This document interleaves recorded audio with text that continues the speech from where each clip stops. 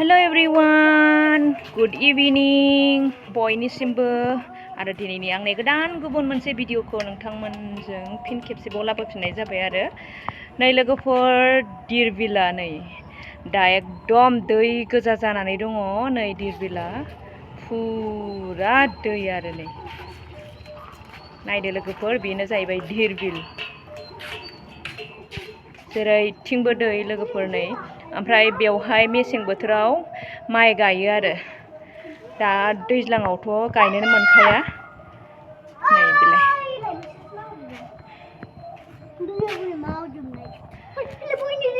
दा जोङो दिब्लाय बेरायनानै फैबाय ओमफ्राय एकदम नै जोङो जायगा नायबोनानै नैबे डिरबिलाव थाब फैबाय आरो दा नै जाबायना मा फैदो जेरैबो हाजो ना लोगोफोर नायलाय मा एसे मोजां सोमखोर गोगोम हाजो आयै बरिया दिनै बेरायनायावनो बेरायनाय मोननै ब्लग खालामबाय आं लोगोफोर आं नायनायजों लोगोसे नोंथांमोननोबो शेयार खालामफाबाय जेराव आं थाङो नोंथांमोनाबो बेयावनो नुखागोन नालाय लोगोफोर ओमफ्राय बे हिसाबैनो आङो नै दा डिरबिलावबो एसे भिडिअ लाबाय आरो फैनाय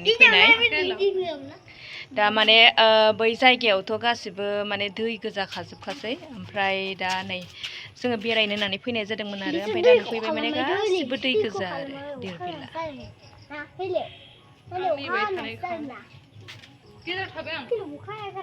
फट' लागासिनो आरो बेयावबो मोजां नालाय सिनारिया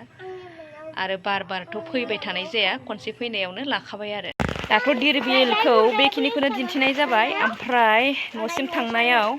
लामा खेबलांबाय थानोसै आरो ना भिडिअ लालांबाय थानोसै नोंथांमोना नायलांबाय थाबानो जाबाय फैदो गासिबो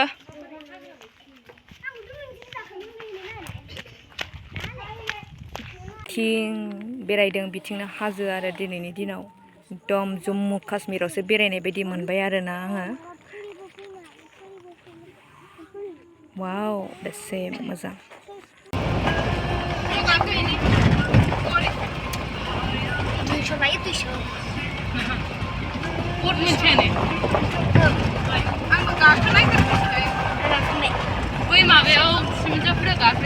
बे डिरबिलनि दैयानो बबेसिम नांहैनायथाय दै गोजानै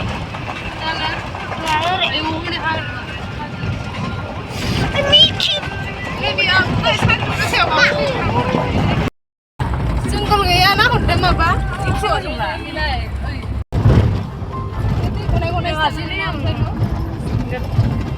आब' नैबे हरलाय बै खोरखि सेरावसो औ आखाया होगार आयो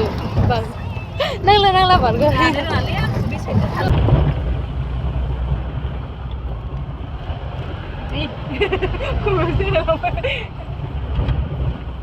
आया माला सहैबावनांगौलै